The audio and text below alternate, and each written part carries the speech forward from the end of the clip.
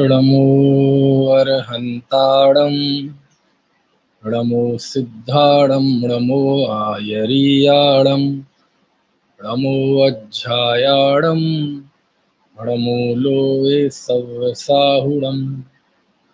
मंगलं भगवान् वीरो मंगलं गौतमो गणी मंगलं कुन्दकुन्दाद्यो जैनधर्मोऽस्तु मंगलम्। सर्वमंगलमांगल्यं सर्वकल्याणकारकं प्रधानं सर्वधर्माणां जैनं जयतु शासनम्। अर्हन्त भास्यत्थं गणहर देवे गन्थियं सम्मं प्रणमामि भक्तियुक्तो सुदृढान् महोदयं शिरसा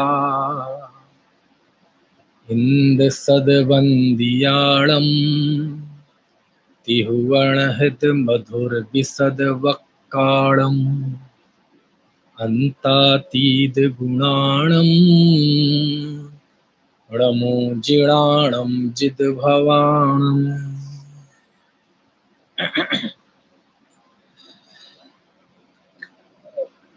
श्रुतावतार के अंतर्गत आचार्य कुंद कुंद के द्वारा लिखित आगमों का विश्लेषण चल रहा है और उसके अंतर्गत पंचास्तिकाय की हम बात कर रहे थे। कल पंचास्तिकाय की बात की थी।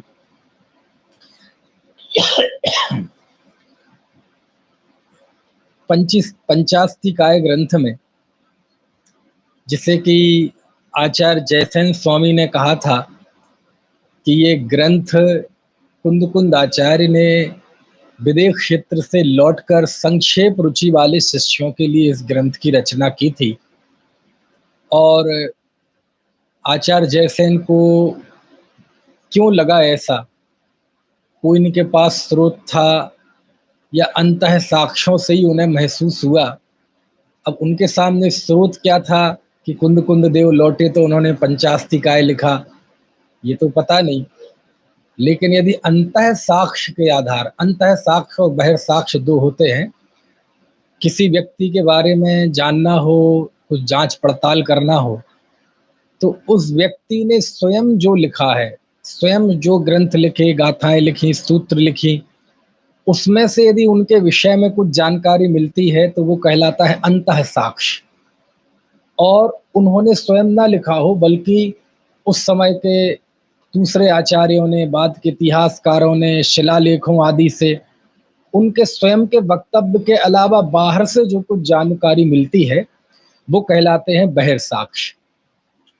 तो उनका बहिर् साक्ष्य क्या था जयसेन स्वामी का पता नहीं, लेकिन अंतः साक्ष्य के रूप में जिस तरह से आचार्य ने विशद वर्णन किया है 9 पदार्थों का, मोक्ष मार्ग का, अस्तिकाय का, द्रव्य सामान्य का, द्रव्य सत्ता का, तो वो जो विशद वर्णन है आचार्य ने, और आचार्य ने स्वयं पंचास्तिकाय में 2-2 स्थानों पर लिखा कि ये प्रवचन का सार है, प्रवचन का सार है ना। और ये श्रवणों के मुख से निकला हुआ है, श्रवणों मतलब तीर्थंकर भगवंतों के मुख से निकला हुआ है। तो इस तरह के जो वचन है, इस तरह का जो संवाद है, और कुंद कुंद देव का इस ग्रंथ को लेकर ये बार बार टिप्पणी करना कि ये प्रवचन का सार है, संभवतः जयसेन स्वामी को यहीं से ये संकेत मिले हों कि आचार्य ने विदेश क्षेत्र से लौटकर इसी ग्रंथ की रचना की। और चूंकि जयसेन स्वामी ने तो 3 ग्रंथों की टीका लिखी और केवल इस ग्रंथ के लिए उन्होंने ये लिखा, तो इससे बात और गंभीर हो जाती है। कल हमने इसकी विषय वस्तु की बात की थी कि इसमें 171 गाथाएं हैं अमृतचंद स्वामी के हिसाब से, और जयसेन स्वामी की टीका के हिसाब से 181 गाथाएं हैं। लेकिन उपलब्ध जो प्रकाशन है उसमें 173 गाथाएं हैं समय व्याख्या की, आत्मख्याति टीका, अमृतचंद स्वामी की टीका की। तो तो वो दो प्रक्षिप्त गाथाएं हैं, गाथा 24 और गाथा 111, ये कल बात हुई थी। ये भी बताया था कि पंचास्तिकाय के पठन पाठन का चलन और प्रवचन सार और समय सार की तरह क्यों नहीं है। इसलिए नहीं है क्योंकि इसमें इसका जो विषय है बहुधा विषय, मूल विषय, जैसे पंचास्तिकाय है, 6 द्रव्य में काल द्रव्य को छोड़कर बाकी 5 द्रव्यों को अस्तिकाय कहते हैं, और चूंकि उनकी संख्या 5 है, और अस्तिकाय बहुप्रदेशीय द्रव्य को अस्तिकाय कहते हैं, जिसमें बहुत प्रदेश हो क्षेत्र की अपेक्षा। चूंकि काल द्रव्य एक प्रदेशीय है, उसे द्रव्य तो कहते हैं इसीलिए, लेकिन उसे काय नहीं कहा। तो ये 6 द्रव्यों में 5 ये अस्तिकाय हैं, और एक काल द्रव्य द्रव्य तो है, उसमें द्रव्य गुण पर्यायात्मक वस्तु तो है, लेकिन बहुप्रदेशीय नहीं है, एक प्रदेश है क्षेत्र उसका, इसलिए उसे काय नहीं कहा। तो ये जो पंचास्तिकाय का मूल विषय है, ये बाद में द्रव्य संग्रह आदि के माध्यम से हमारे समक्ष आ गया, इसलिए अलग से उसे पढ़ाने की कोशिश प्रायः वक्ता आदि नहीं करते, श्रोताओं को भी ज्यादा जिज्ञासा नहीं होती। लेकिन इसके बावजूद भी पंचास्तिकाय में कुछ विषय बड़े अद्भुत हैं।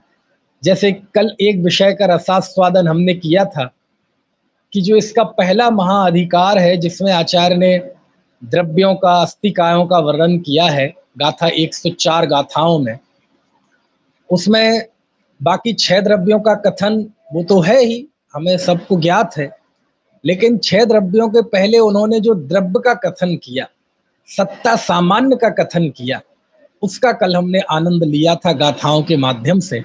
तो वो एक अद्भुत विषय था, वो इसलिए मैंने आपको लक्ष्य से लिया था। इसी तरह एक और इसमें अद्भुत विषय है। आचार्य कुंद देव की ये शैली है, अभी 3 ग्रंथों में तो हमने देखी है कि ग्रंथ में एक मूवमेंट, एक मौका, एक अवसर ऐसा आता है कि वहां एक तरह से ग्रंथ समाप्त हो जाता है, समाप्त, लेकिन फिर भी उनका मन नहीं मानता, तो फिर वो आगे लिखते हैं।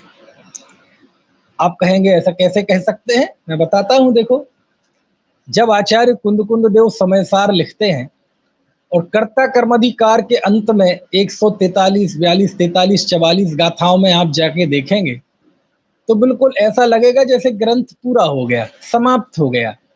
क्यों? बाकी तो विस्तार है, और सर्व शुद्ध ज्ञान अधिकार तो इसी कर्ता कर्माधिकार का पार्ट 2 है।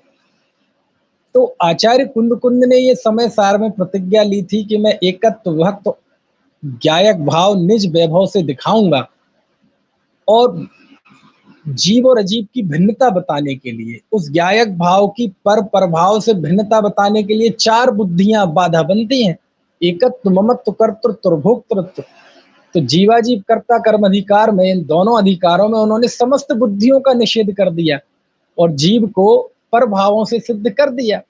और यही कारण था कि वहां जाकर उन्होंने नए पक्षाति क्रांत की बात की। इस तरह जो नए पक्ष होता हुआ आत्मा को देखता है, वही समय सार है। यानी वहां नए पक्षाति क्रांत कर दिया, शुद्धात्मा का अनुभव करा दिया, स्थिर हो गए। जिसका उन्होंने संकल्प लिया था कि मैं तुम्हें आत्मा दिखाऊंगा और तुम उसे स्वानुभव से प्रमाण करना, वहां उन्होंने ऐसा लिखा जैसे आत्मा दिख गया हो, अब इसे स्वानुभव से प्रमाण कर लो और नए पक्षातिक्रांत हो जाओ।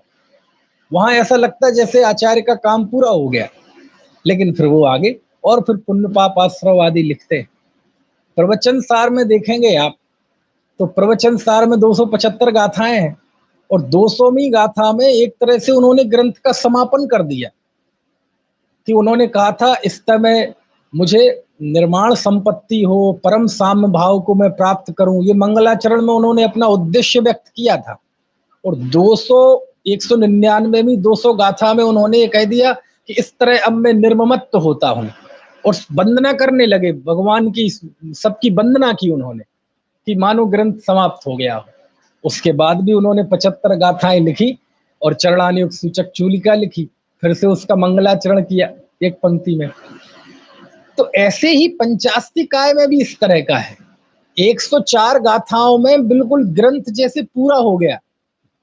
क्योंकि ग्रंथ का जो नाम रखा कुंद स्वामी ने स्वयं, पंचत्थी, है ना, पंचत्थी काय संग्रह, तो उस हिसाब से उन्होंने 104 गाथा, जिसे प्रथम अधिकार में वो 104 गाथाएं आ जाती हैं, जिसमें एक प्रक्षिप्त है, तो उन गाथाओं में उन्होंने पंचास्तिकाय का वर्णन कर दिया। अब वर्णन करने के बाद अब क्या रहा, तो उन्होंने 103-4 गाथा आप पढ़ेंगे तो बिल्कुल जैसे आचार्य ग्रंथ समाप्त कर रहे हों कि इस तरह इसको पढ़कर सभी लोग राग द्वेष को छोड़कर कर्मों से मुक्त हो, ऐसी मेरी भावना है। खत्म हो गई बात। इसके बाद 105वीं गाथा में वो फिर से मंगलाचरण कर रहे हैं, भगवान महावीर की वंदना कर रहे हैं और ये कह रहे हैं कि अब मैं मोक्ष मार्ग को बताऊंगा। तो ऐसा लगता है जैसे बिल्कुल दूसरा ग्रंथ शुरू हो रहा हो, क्योंकि बिल्कुल विषय ही बदल गया। यहाँ अभी पंचास्तिका, छह द्रव्य, सत्ता आदि का वर्णन था, अब 9 पदार्थों का वर्णन। समझ में है ना। तो ग्रंथों में एक मौका ऐसा आता है बीच में कि ऐसा लगता है जैसे कुंद देव ने ग्रंथ यहाँ पूरा कर दिया, लेकिन उनका मन नहीं मान रहा, तो फिर उन्होंने आगे और लिखा।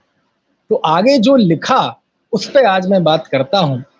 उसमें दूसरा महाअधिकार, जिसमें 48 गाथाएं हैं, प्रक्षिप्त गाथा मिला दो तो 49 हैं, जिसे आचार्य अमृतचंद स्वामी ने कहा कि इसमें मोक्ष मार्ग का प्रपंच किया जा रहा है।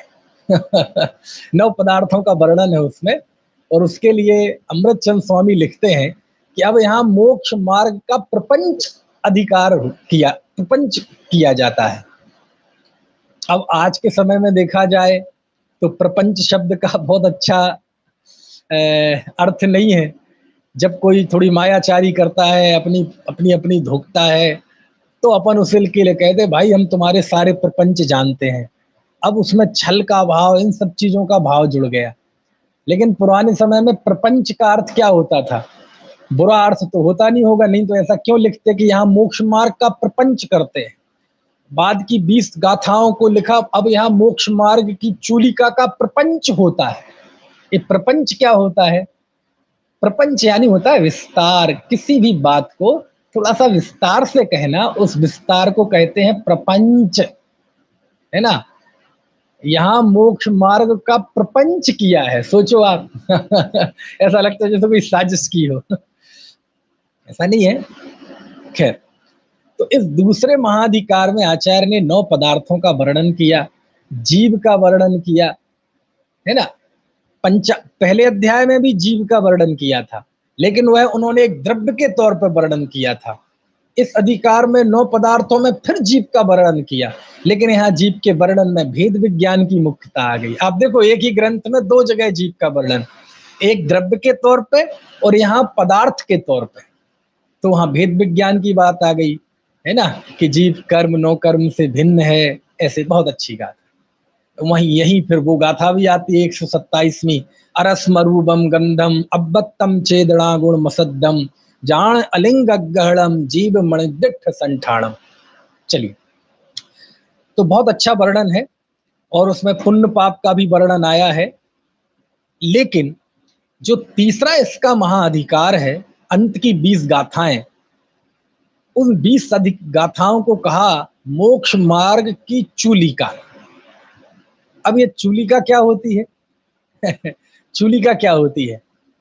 तो चूलिका तो बताया था कि विशिष्ट व्याख्यान, जो कहा गया हो उसको भी दोबारा कहना, जो नहीं कहा गया हो उससे भी कहना, उक्त अनुक्त, है ना, या जो उक्त अनुक्त है उसका संक्षेप में कहना, कि जो कहा गया है उसे फिर से संक्षेप में कहना, जो नहीं कह पाए उसे फिर संक्षेप में कहना। बहुत चूलिका के अर्थ होते हैं।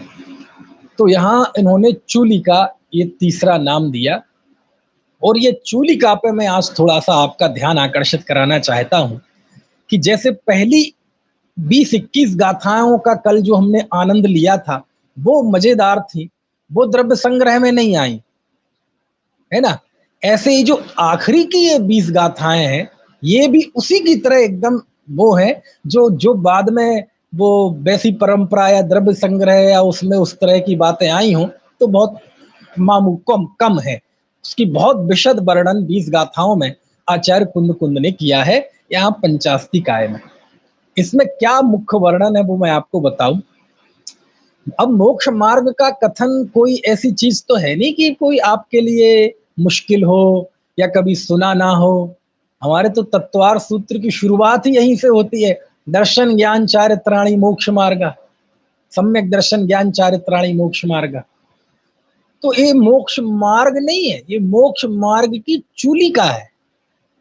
जैसे शिखर होता है ना, शिखर के सबसे ऊपर चूलिका, जैसे 1,00,000 योजन का सुमेरु पर्वत है, उसके ऊपर 40 योजन की चूलिका, बिल्कुल मस्तक का शिखर का मणि।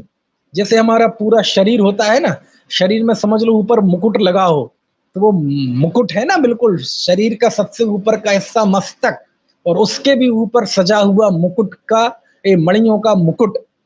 ऐसे ये 20 गाथाएं चूलिका है, मुकुटमणि है ना। अब इसमें है क्या, वो बहुत मजेदार है, आनंददायी है। इसमें आचार्य ने एक दो विषय ऐसे कहे हैं कि वो बहुत कम चर्चा में आते हैं, लेकिन बहुत अच्छे हैं।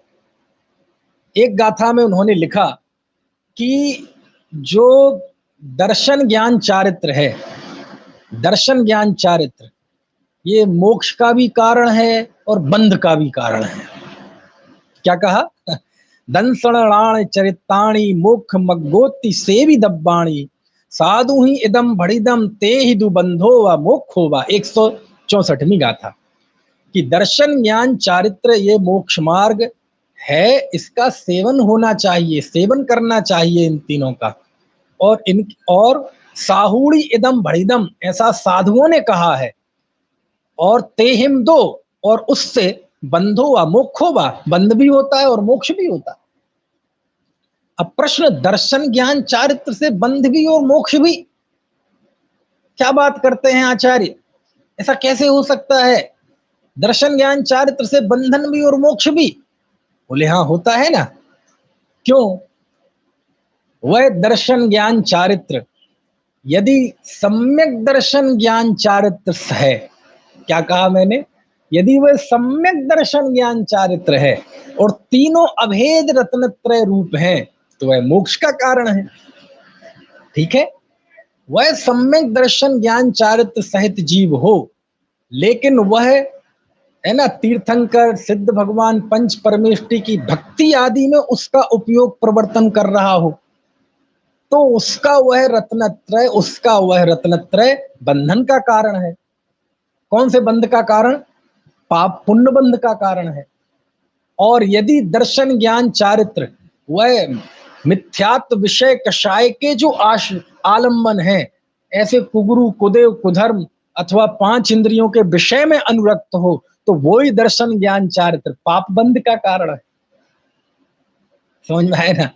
खैर, इसमें जो महत्वपूर्ण वर्णन है, वो वर्णन जो अंतिम की अधिकार में है, वो है स्व समय और पर समय का, है ना।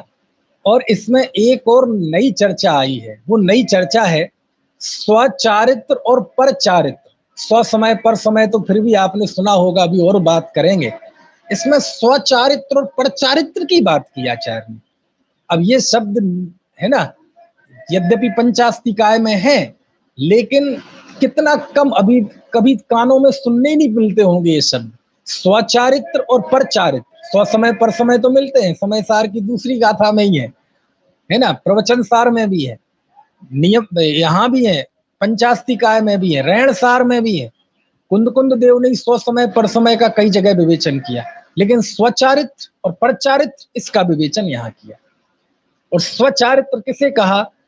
तो बिल्कुल शुद्धोपयोग में स्थित जीव स्वचारित्र वाला है, और इसके अलावा है ना शुभाशुभ भाव में रहने वाला जीव परचारित्र है ना। इसी तरह यहाँ स्व समय पर समय का बहुत मार्मिक वर्णन आया है ना।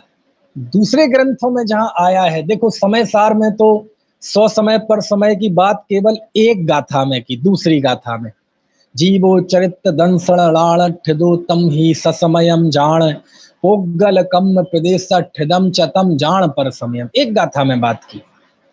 समय सार प्रवचन सार में भी बात की, पज्जय मूड़ा ही पर समया, उसके बाद स्व समय पर समय का स्वरूप भी बताया, जे पज्जये सुलिरदा जीवा पर सामाय गिति दिट्ठा सग सहाब आद सहाबम मीठ ठिदो ते सग समाए स्व सग समयेगा णा दब्बा। ये गाथा है कि जो आत्म स्वभाव में स्थित है वह स्वसमय है, जो पर्यायों में स्थित है वो पर समय है। कुंद देव ने कहा जो दर्शन ज्ञान चारित्र में स्थित है वो स्वसमय, और जो पुद्गल कर्म के प्रदेशों में स्थित है वो पर समय। यहां आप आएंगे स्वसमय और पर समय, तो आचार्य ने थोड़ी अलग अंदाज में इसकी व्याख्या की, और उन्हें चूंकि ये मोक्ष मार्ग की चूलिका है, और मोक्ष मार्ग की जो चूलिका है यानी अब इस चूलिका पर आप विराजमान होंगे तो बस सीधे मोक्ष को स्पर्श करेंगे। जैसे आप सबसे शिखर पे विराजमान हो जाएं। छोटा सा दृष्टांत दूं आपको, मान लीजिए सुमेरु पर्वत की चूलिका है, उस पे आप खड़े हो जाएं तो फिर आप मध्यलोक में नहीं जाएंगे, आप ऊर्ध्वलोक में पहुंच जाएंगे। क्यों? क्योंकि सुमेरु पर्वत की चूलिका और ऊर्ध्वलोक जो प्रथम स्वर्ग युगल का जो ऋजु विमान है उसमें एक आड़े वाल का फर्क है। तो आप वो वहां पहुंचेंगे तो फिर आप मध्यलोक में नहीं रहेंगे, आप ऊर्ध्वलोक में पहुंच जाएंगे, यदि उस पर खड़े हो जाएंगे। तो ऐसे ही ये मोक्ष मार्ग की चूलिका है, यानी इस मोक्ष मार्ग का वो पायदान है कि उस पे यदि आप स्थित हो जाएंगे तो फिर मोक्ष मार्ग में नहीं रहेंगे, फिर आप मोक्ष ही हो जाएगा आपको। क्या कहा मैंने? फिर मोक्ष ही हो जाएगा। और यहां उन्होंने मोक्ष मार्ग में इस बात का वर्णन किया है कि हे जीवो, राग द्वेष को छोड़कर, है ना, अपने आत्म स्वरूप में शुद्धोपयोग में स्थिर ही यहां स्वसमय है, वो ही धर्मात्मा है। क्या कहा? जो जीव आत्म स्वरूप में स्थिर है वो ही स्वसमय है, और जो जीव आत्म स्वरूप में स्थिरता से मतलब यहां चारित्र वाली स्थिरता, श्रद्धा वाली नहीं, जो जीव चारित्र में स्थिर है, अपने स्वरूप में आचरण कर रहा है, वो ही स्वसमय है।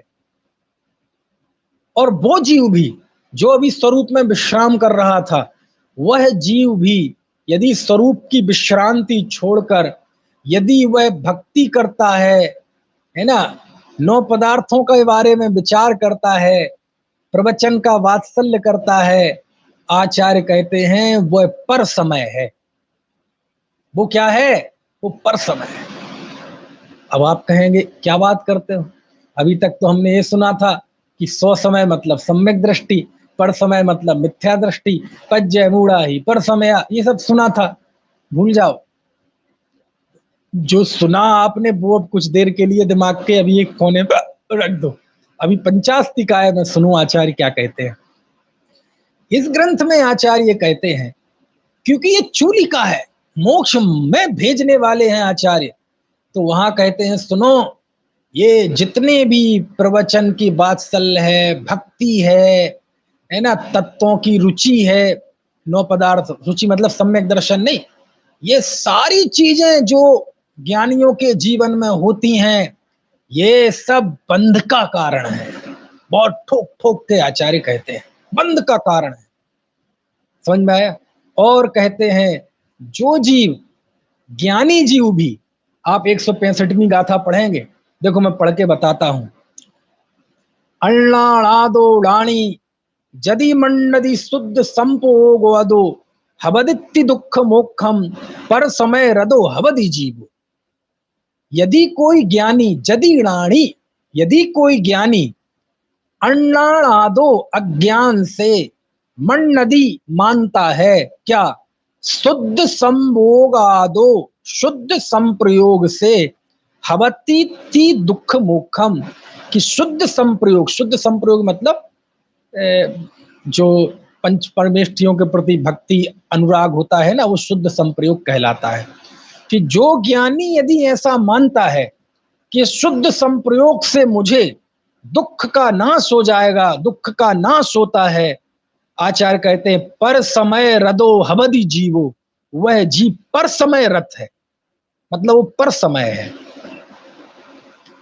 अभी आपको इस गाथा की गंभीरता समझ में शायद आ भी गई हो। क्या लिख रहे हैं आचार्य? पर समय किसके लिए? ज्ञानी भी लिखा ना, राणी ज्ञानी यदि यदि अन्नादो अज्ञान से शुद्ध संभोगादो शुद्ध संप्रयोग से दुख मोक्षम हवति ति, दुखों का नाश होता है, मन नदी ऐसा मानता है तो पर समय रदो हवदि जीवो, वह जीव पर समय रथ है, पर समय रथ होता है। क्या मतलब हुआ? ये विरोध नहीं लग रहा आपको? आचार्य कह रहे ज्ञानी और ज्ञानी कह रहे हैं अज्ञान से। वो भक्ति से मुक्ति मानता है तो वह पर समय है। तो यहां पर समय मतलब क्या? पर समय मतलब मिथ्या दृष्टि नहीं, ज्ञानी की बात लिख रहे हैं। ज्ञानी है तो मिथ्या दृष्टि कैसे हुआ?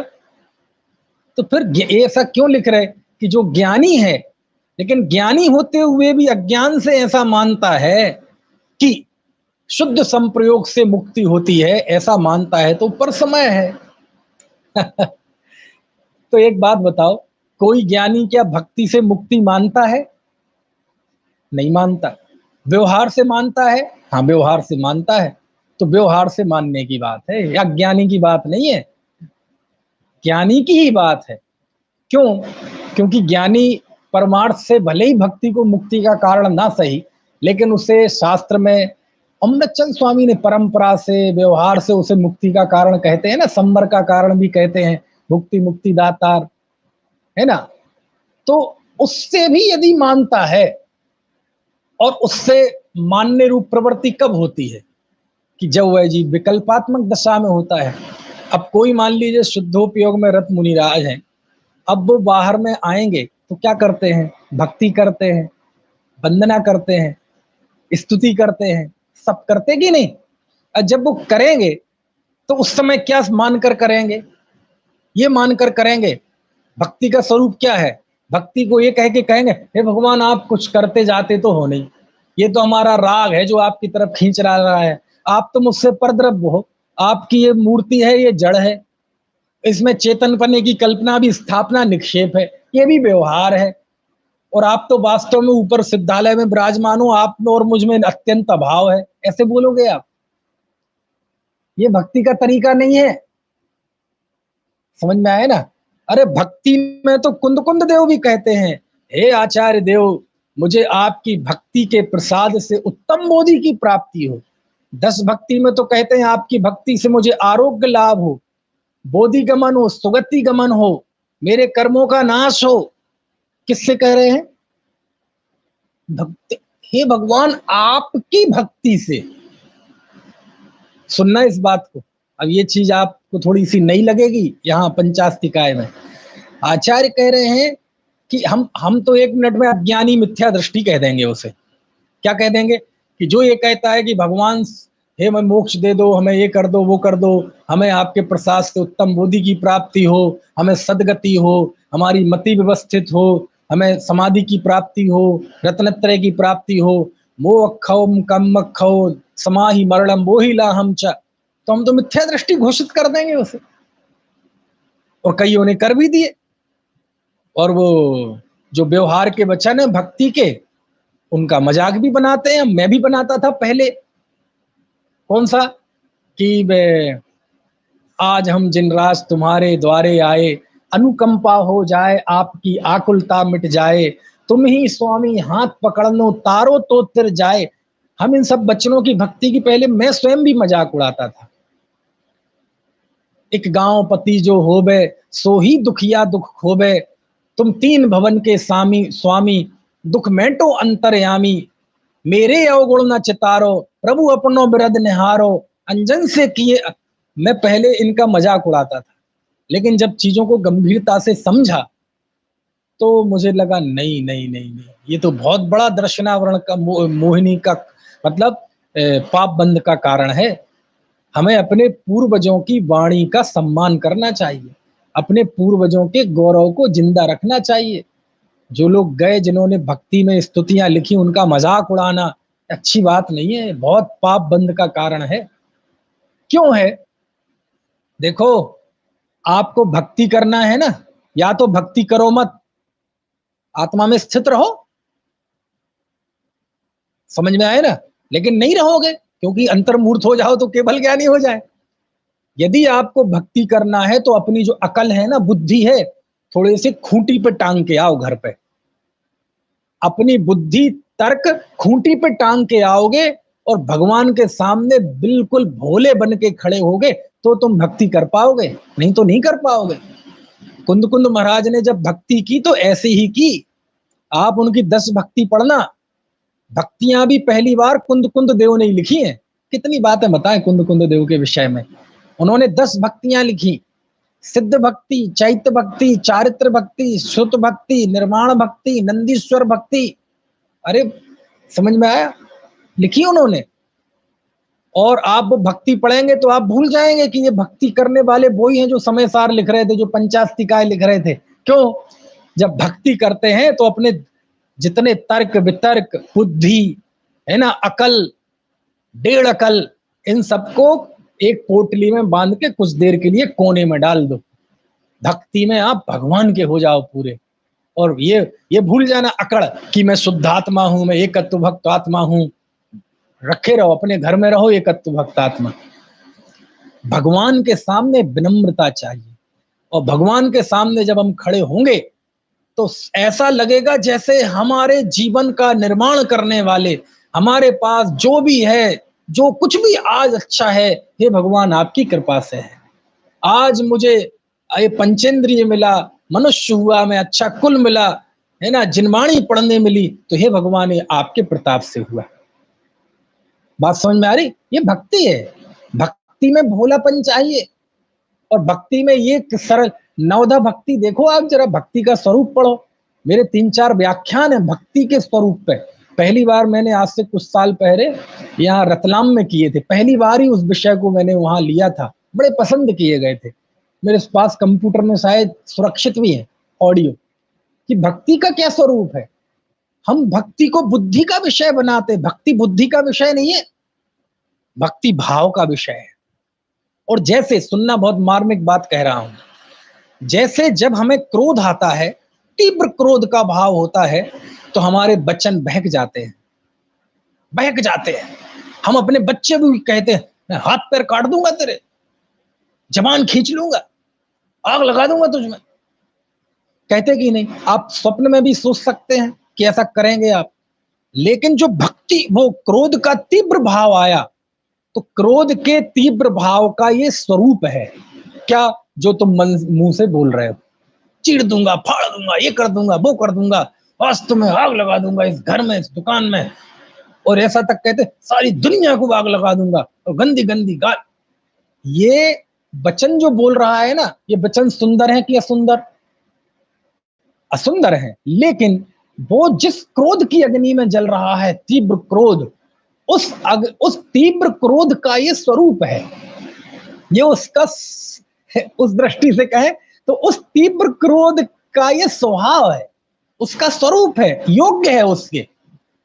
तो जैसे तीव्र क्रोध में, ऐसे ही जब तीव्र अहंकार आता है तो ऐसा लगे, ऐसे वचन निकलेगा कि मुझसे बड़ा कोई है ही नहीं। ऐसे तीव्र छल का भाव आएगा। ऐसे ही जब तीव्र प्यार का भाव आता है अपने बच्चे पे, या अपने दोस्त पे, या पत्नी पे, या पति पे, किसी पे, तो कैसे वचन बोलते हैं, बेटा आप कहो तो हम तो चांद तारे तोड़ लाएंगे। अरे मैं मर जाऊंगा लेकिन तुम्हारी इच्छा पूरी करूंगा। तुम बता, मरने के बाद क्या इच्छा पूरी करोगे? जिंदा रहोगे तो कुछ कर पाओगे? है ठीक वो लिखिए है साहित्यकारों ने कि हे भगवान, मेरा शरीर जल, मर जाऊं, मरने के बाद हे चीलो, हे गिद्धो, हे कौओ, तुम मेरे शरीर को खा जाना, मेरे मतलब शरीर को नोच देना, बोटी बोटी खा जाना, सब कर जाना, नाक आंख सब नोच लेना, लेकिन बस मेरी आंखें छोड़ देना। क्यों? उन आंखों में भी उस समय पिया मिलन की आस होगी। ये कैसे आप प्राकृतिक वचन बोलते हो? ऐसा होता है क्या?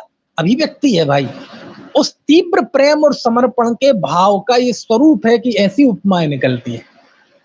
कुछ बात समझ में आ रही कि नहीं? है ना?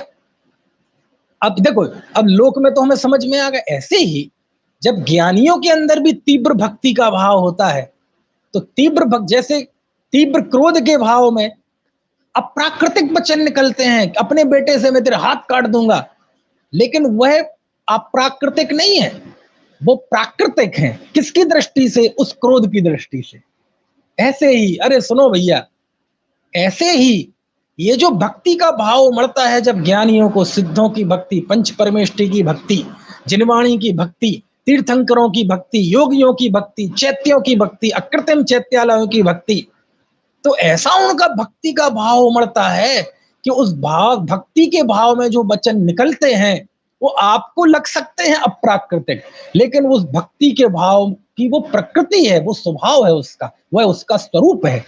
भक्ति के भाव में ये नहीं निकलेंगे कि हे भगवान आप कुछ नहीं करते, आपकी कृपा दृष्टि से कुछ नहीं होना, जो पुरुषार्थ करना है मुझे ही होना है, ऐसे वचन नहीं निकलते। यद्यपि बात सही है, लेकिन भक्ति के क्षेत्र में वो अप्राकृतिक है। और सिद्धांत के क्षेत्र में भी यदि हम यही मान लेंगे कि भगवान सब कुछ कर देंगे हमारा, तो वह वहां अप्राकृतिक है। मेरी बात समझ में आ रही है आपको?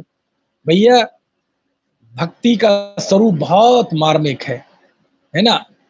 और भक्ति में जो कोई भी, खासतौर से हमारे लोगों की तरफ से जब भक्तियों का मजाक उड़ाया जाता है तो मुझे बड़ा कष्ट होता है। पहले मैं भी उड़ाता था, और पहले के कोई व्याख्यानों में यदि वो मैंने भी उड़ा दिया हो तो मैं क्षमा मांगता हूँ जिनवाणी से, आचार्यों से, भगवान से, कि मेरे मुंह से ऐसे वचन निकले नहीं।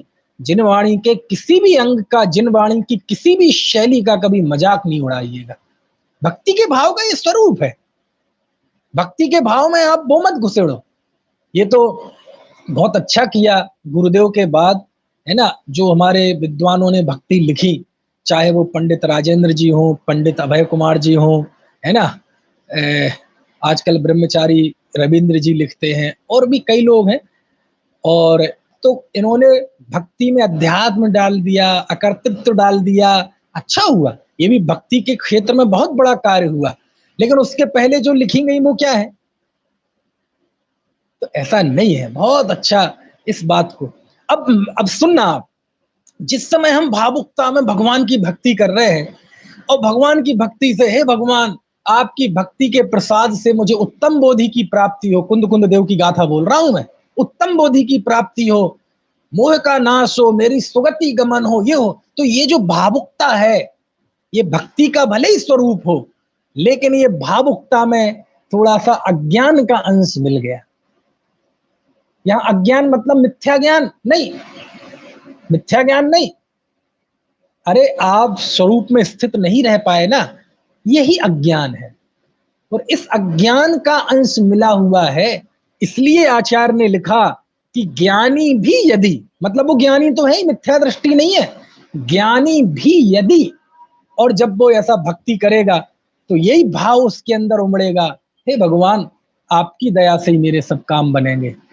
समझ में है ना? आपके प्रसाद से ही मुझे मोक्ष की प्राप्ति होगी, रत्नत्रय हमारा शुद्ध होगा। तो ये जो भक्ति का भाव है, इसमें मन, वचन, काय और उस समय का प्रवर्तमान ज्ञान भक्ति में लगा हुआ है, और भक्ति से ही मुक्ति मान रहा है, जान रहा है। मिथ्या दृष्टि नहीं हुआ, ध्यान रखना अभी। तो उस भक्ति की इस स्थिति को भी आचार्य ने कहा कि वह जी पर समय है। पर समय है मतलब मिथ्या दृष्टि नहीं, यही तो दिक्कत है। पर समय सुनते ही हमारा दिमाग खराब हो जाता है, मिथ्या दृष्टि नहीं, पर समय है वो। क्योंकि ज्ञानी में पर समय घटित कर रहे हैं। क्यों आचार्य पर समय क्यों है? क्यों है आखिर पर समय? इसलिए पर समय है कि तुम्हें अपनी शुद्धात्मा में स्थिर रहना था। तुम शुद्धात्मा में स्थिर नहीं रह पाए, तुम अपनी आत्मा के नहीं हुए। क्या कहा? तुम्हें अपनी आत्मा में स्थिर रहना चाहिए था, तुम अपनी आत्मा के नहीं हुए। चलो आत्मा के नहीं हुए तो साहब पंच परमेष्ठी के भी तो हुए आखिरकार। कहते हैं जो भी हुआ, आत्मा के तो तुम नहीं रहे ना, पर समय हो। मेरी दृष्टि में तुम पर समय हो, तुम संसार में जाओगे, इस पर समय स्थिति में बंद करोगे, पुण्य का देवदी गाती में चले जाओगे, लेकिन मुक्त नहीं होगे। तो पर समय कह के आगे की गाथाओं में आचार्य ने उस आत्म स्थिरता रूप, जो अभेद रत्नत्रय रूप जो चारित्र है उसको मोक्ष मार्ग का असली कारण बताया है कि वो साक्षात कारण है। कौन? शुद्ध रत्नत्रय, अभेद रत्नत्रय, शुद्धोपयोग रूप धर्म, वो साक्षात कारण है। और ये नौ पदार्थों की रुचि, प्रवचन की भक्ति, पंच परमेष्टि की भक्ति, इसे कहा ये साक्षात बंध का कारण है। काय का कारण है? साक्षात बंध का कारण है।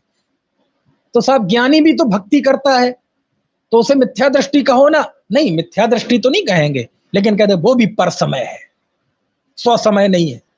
जो जीव शुद्धोपयोग में नहीं है वो आचार्य कहते पर समय है। मेरी बात, इसका मतलब ज्ञानी का अर्थ अलग होता है और स्व समय का अर्थ अलग होता है। सम्यक दृष्टि ज्ञानी अलग बात है और स्व समय अलग बात है।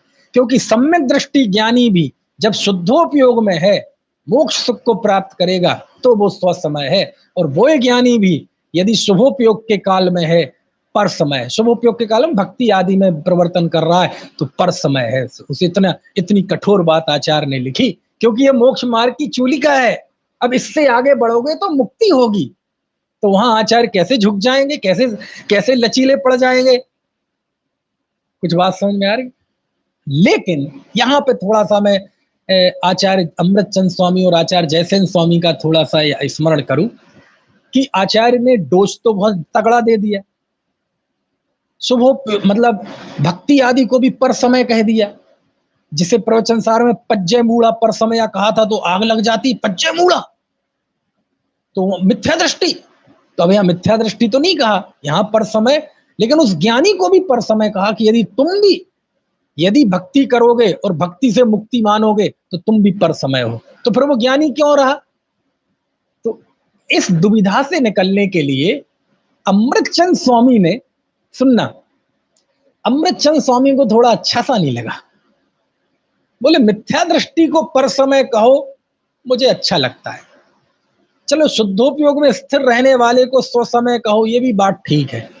लेकिन वह एक ज्ञानी जब भक्ति आदि में प्रवर्तन करता है, आप उसे पर समय कह रहे हैं आचार्य, इससे तो हौसला गिर सकता है, जो कुछ भी लगा हो। तो अमृतचंद स्वामी ने मालूम क्या, इसको थोड़ा सा इसकी गरिष्ठता कम करने के लिए क्या लिखा? बोले यह सूक्ष्म पर समय का कथन है। किसका कथन है? सूक्ष्म पर समय। समझ में आया ना? समझ, यानी जिसे कुंद आचार्य पर समय कह रहे हैं, अमृतचंद आचार्य ने कह दिया ये सूक्ष्म पर समय है ना। मतलब है तो वो स्व समय ही जीव, लेकिन उसमें सूक्ष्म पर समय पना है। जो जीव रत्नत्रय का धारी उसे पर समय कैसे कहेंगे? तो कहते वो स्व समय है, लेकिन ये सूक्ष्म पर समय है। जब वो भक्ति आदि में आता है तो वो उस समय थोड़ा सा पर समय है। क्यों? क्योंकि उपयोग का आत्मा से बाहर आना ही समस्त आपदाओं की जड़ है। अब इसके बाद जैसे नाचार हुए तो उन्होंने एक कदम और आगे बढ़ाया, कुंद से एक कदम आगे बढ़ा के उनने कह दिया ये सूक्ष्म पर समय है। फिर जयसेन स्वामी ने एक स्थूल पर समय का और जिक्र कर दिया कि जो स्वभाव में स्थित है वो स्व समय, जो वही रत्नत्र धर्मात्मा जीव जब भक्ति आदि में प्रवर्तन कर रहा है तो सूक्ष्म पर समय, और यदि वह एकांत से उस भक्ति से ही मुक्ति मानने लगे तो ऐसा मिथ्या दृष्टि जीव, उनको कहा आचार्य जयसेन ने स्थूल पर समय क्या कहा? स्थूल पर समय। यानी व्यवहार से व्यक्ति मार्ग मानता है, साक्षात नहीं, तो वह सूक्ष्म पर समय, और जो उन भक्ति आदि को एकांत से मुक्ति का कारण मानता है वह पर समय। तो ये आचार्यों ने कुंद की गरिष्ठता को कम करने के लिए थोड़ा सा उपक्रम किया। आचार्य अमृतचंद ने एक और उपक्रम किया, और जयसेन आचार्य ने तो संवाद की दूसरी टीकाओं में भी 10 जगह लिखा कि आचार्य कह रहे सुनो सुनो सुनो, ये भक्ति आदि साक्षात बंध के कारण है, बंध के कारण है, इनसे मुक्ति नहीं होती। अब अमृतचंद स्वामी को लगा डोज ज्यादा हो गया, लेकिन भैया कुंद देव कहां बैठ के बात कर रहे हैं, आपको मुक्ति मार्ग में ढकेल रहे हैं कि इसके आगे जाओगे तो अब मोक्ष है। तो वहां तो आचार्य ऐसी बात करेंगे ही, लेकिन अमृतचंद स्वामी को लगा कि थोड़ा डोज ज्यादा हो गया, तो उन्होंने लिख दिया कि साक्षात मुक्ति का मार्ग तो ये नहीं है, लेकिन है क्या? बोले परंपरा से मुक्ति का मार्ग है, परंपरा से मुक्ति का मार्ग है। मतलब कुंद कुंद देव सख्ती करते हैं, तो अमृतचंद देव को लगता है कि यार ये थोड़ा ऐसा ना हो, इसका अन्यथा अभिप्राय ग्रहण कर ले, कोई सर्वथा एकांत का प्रसंग आ जाए तो थोड़ा नीचे से हाथ लगाते हैं, पुचकार, परंपरा से मुक्ति का कारण है, परंपरा से मुक्ति का कारण है ना। और जयसेनाचार्य भी ऐसा ही करते हैं। समझ में आया ना? बहुत अच्छा वर्णन है। फिर अंत में जब ये सारा विषय हो गया तो अमृतचंद स्वामी को लगा कि कहीं कोई स्खलन ना हो जाए, जैसे समय सार में कहा था ना, चुक्के छलमणा घेतब्बम। अमृतचंद आचार्य को ये चिंता यहां भी हुई, तो उन्होंने 172वीं गाथा, 173 तो अंतिम है, 172वीं गाथा की टीका में 2 प्रकार के महा एकांतियों का कथन किया। बहुत सुनना, बहुत मजेदार। केवल निश्चयावलंबी जीव, केवल व्यवहारावलंबी जीव। आचार्य को पता कि इस विषय में जो चूलिका में गाथाएं हैं, स्व समय पर समय, स्वचारित पर समय, इससे एकांत कोई ना ले ले, तो उन्होंने ये वर्णन किया जो टोडरमल जी ने लिखा ना, निश्चयाभासी व्यवहाराभासी। वो निश्चयाभासी व्यवहाराभासी का वर्णन 172वीं गाथा की समय व्याख्या टीका में अमृतचंद स्वामी ने किया है। उसको विस्तार दिया है टोडरमल जी ने, और उसे नाम दिया केवल निश्चयावलंबी, केवल व्यवहारावलंबी। जो व्यवहार का एकांती है उसका भी कथन किया, जो निश्चय का एकांती है उसका भी कथन किया, और दोनों की उन्होंने भर्त्सना की ताकि कोई छल ग्रहण ना कर ले। बहुत अच्छा वर्णन है, बहुत अजब गजब है। पंचास्तिकाय मैंने अब की बार जो पढ़ा उससे मुझे बहुत आकर्षण हुआ। पंचास्तिकाय से ऐसा लगा कि ये तो सबको पढ़ने लायक है, पाठशालाओं में पढ़ाने लायक है ना। बहुत गजब है शास्त्र ये पंचास्तिकाय संग्रह। जब जयसेन स्वामी इसे कह रहे हैं कि आचार्य ने विदेह क्षेत्र से लौटकर इस ग्रंथ की रचना की, तो जयसेन आचार्य आप समझते हैं कितने बड़े आचार्य हैं, उन्होंने यूं ही थोड़ी कह दिया। समझ में आया? और उसके बाद फिर अंतिम गाथा में आचार्य लिखते हैं कि इस तरह जो जीव है ना, इस प्रवचन सार जो कि ये पंचत्तिकाय है, इसको मैंने मार्ग प्रभावना के लिए लिखा है। इस तरह सभी लोग राग को छोड़कर मुक्ति की प्राप्ति करें। ऐसा इस तरह से ये ग्रंथ की विषय वस्तु मैंने आपको बताई। मैं जरा सा पूरा कर दूं, 2 मिनट और आपका लूंगा समय। पंचास्तिकाय पे जो बाद में टीकाएं वगैरह लिखी गई, मैं थोड़ा उसको भी 2 मिनट में आपके सामने पढ़ के बता दूं ताकि हमारा ये विषय पूरा हो जाए। 2 टीकाओं का तो मैंने बता दिया पंचास्तिकाय की, जिन्होंने समय सार प्रवचन सार पे भी लिखी टीका, ऐसे अमृतचंद स्वामी की और जयसेन स्वामी की। और जो है मैं एक बार पढ़ के बता दूं और बात खत्म करता हूं। इन दोनों टीकाकारों के अलावा पंचास्तिकाय की एक आचार्य मल्लीशरण की टीका भी है तमिल भाषा में, ईस्वी 1128 में। जैन सिद्धांत कोश इसका स्रोत है, वो सब लिखा है, और वहीं से पंडित डॉक्टर उत्तम चंद जी साहब ने पंचास्तिकाय की प्रस्तावना में ये लिखे हैं। इसके बाद चौथी टीका आचार्य मलधारी पद्म प्रभु, है ना, कन्नड़ भाषा में ये टीका है। इसके बाद आचार्य 5वीं टीका आचार्य प्रभाचंद स्वामी, इस टीका का नाम है प्रदीप, ये संस्कृत भाषा में है। एक आचार्य ब्रह्मदेव, टीका का नाम तात्पर्य वृत्ति, ये संस्कृत भाषा में टीका है। इसका जानकारी स्रोत है जैन साहित्य का बृहद इतिहास। एक अगले हैं बालचंद मुनि, इन्होंने भी इस पर काम किया कन्नड़ भाषा में। एक भट्टारक ज्ञान भूषण, इन्होंने भी इस पर काम किया। एक देवाजित आचार्य, है ना, इन्होंने भी इस पर काम किया। इसका उल्लेख पंडित पन्नालाल बाकलीवाल ने किया है। एक नरेंद्र कीर्ति भट्टारक, इन्होंने भी हिंदी में इस पे काम किया। इसका स्रोत है राजस्थान के जैन संत व्यक्तित्व कर्तृत्व, इस शास्त्र से, एक ग्रंथ से लिया गया है। एक पंडित पांडे हेमराज जी, इनका नाम तो बहुत गजब है। इनकी वचनिका हिंदी टीका आगास वाले शास्त्र में छपी है। आगास से जो पंचास्तिकाय निकला है ना, उसमें छपी है। टीका का नाम है बालावबोध। इसके बाद पंडित राजमल जी की भी टीका भाषा हिंदी में इन पे काम किया है, ये उपलब्ध नहीं हो सकी मुझे। पंडित हीराचंद जी ने भी इसका हिंदी पद्य लिखा है। पद्य कवि विधिचंद जी ने भी लिखा है, पंडित बुद्धजन राय जी ने भी लिखा है, ब्रह्मचारी शीतल प्रसाद जी ने भी इस पे हिंदी टीका लिखी है। वाह। एक पीई पेभोलिनी, इन्होंने फ्रेंच भाषा में इस पे काम किया है।